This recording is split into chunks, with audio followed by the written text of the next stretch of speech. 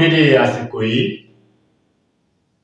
mo kẹ́yìn olólùfẹ́ mi nílé lóko lẹ́yìn odi níbikíbi tí ọwọ́jà atẹ́gùn ètò bá fẹ́ dé. Mo kí yín tẹ̀sán mo kí yín tológun. Ẹ káàárọ̀, ẹ káàsán, ẹ káalẹ́. Ojú tí ẹ fi ń wò mí ojú náà ò ní fọ́, etí tí ẹ fi ń gbọ́ mi etí náà ò ní dì. Ìbànújẹ́ ó kéré ó tóbi kò ní ṣẹlẹ̀ sí mi àti yín o.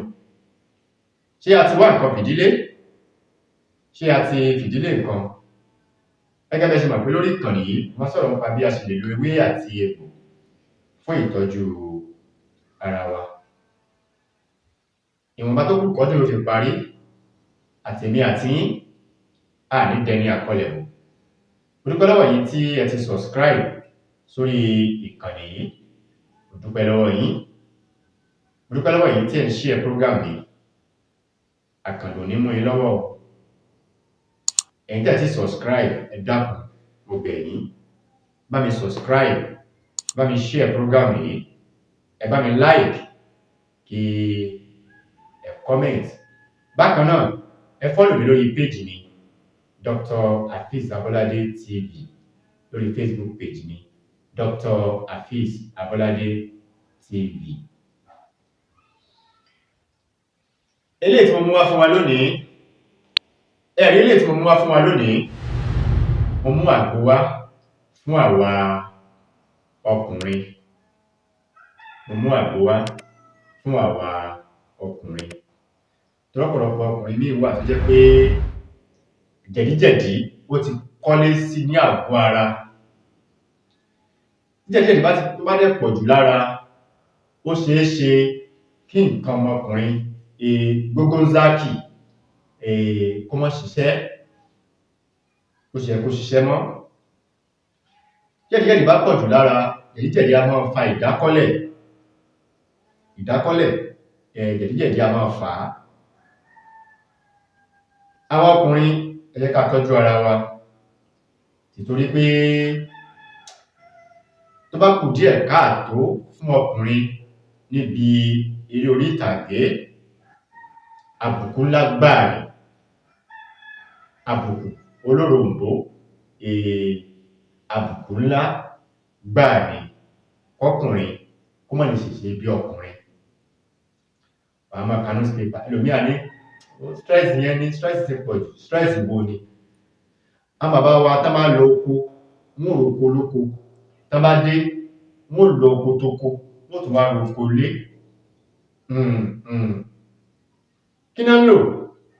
Egbògi ni. Ẹ̀tọ̀ sáwọn ọ̀dọ́ ọ̀sìn tí pé ìjẹkújẹ là ń kó jẹ.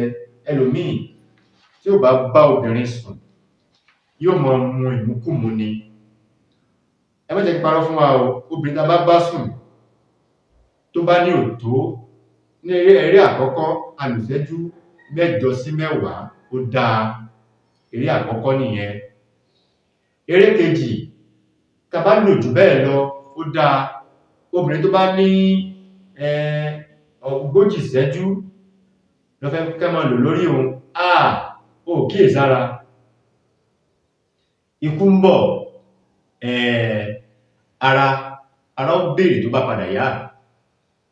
Bẹ́ẹ̀ sì ni ìdátà dá obìnrin, tọ́lọ́run dá obìnrin lè lo ọkùnrin 3-4 gbó yányán tí ó lò máa pa yányán. Ẹ̀tọ̀ sí ká máa mú oògùn ìbò, àmọ́ àgbo tí a lè ṣe fúnra wa. Ìwọ tẹ́yìn bá ń dùn ọ́, ẹ̀yìn ń dùn mí ní o, kíní kan ni, jẹ̀díjẹ̀dí ni. Nature ṣẹ́ náà máa ń fà ń gbà mí o. Ẹ̀yìn dúndùn ó sì ní ṣe pẹ̀lú àkọsẹ̀jáyé nígbà míì. Nínú ìwádìí, ọmọ tó bá jẹ́ pé January ni wọ́n bá bí, ó ṣe é ṣe kó nípèníjà ẹ̀yìn dúndùn. Àmọ́ tó bá ń lo oògùn sí yóò fi sílẹ̀.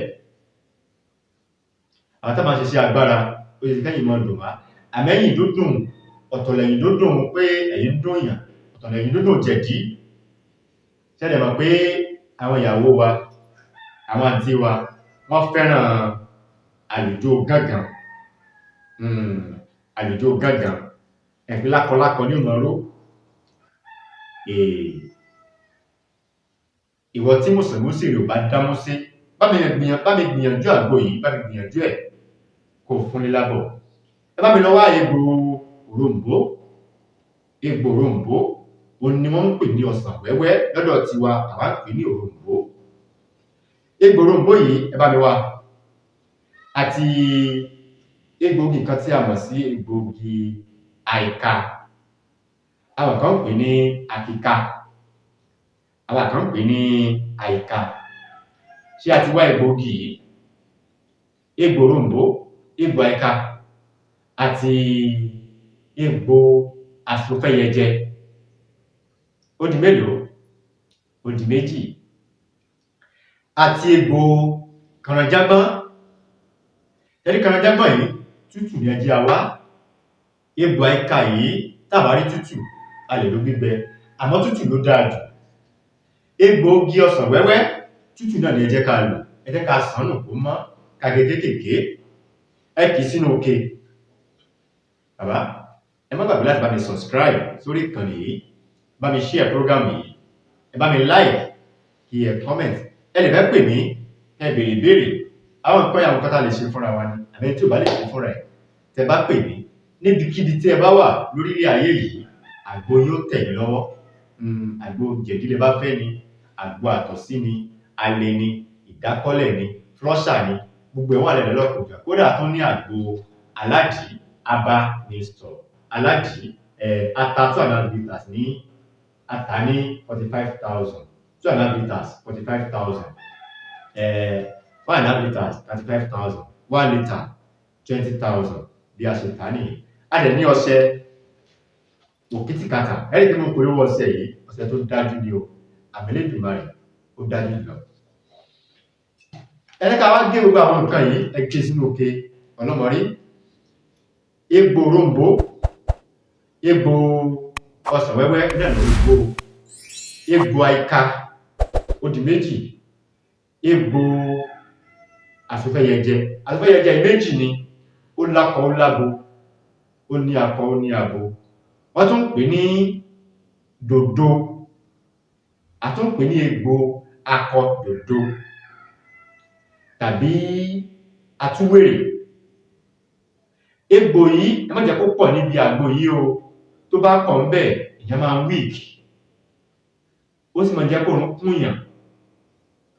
Egbò àsopẹ́yẹjẹ yìí níwọ̀nba là á fi sí. Egbò àìka, egbò àsopẹ́yẹjẹ, egbò òroǹbó àti egbò kànrànjágbọ́n, ẹ gé kéékèèké.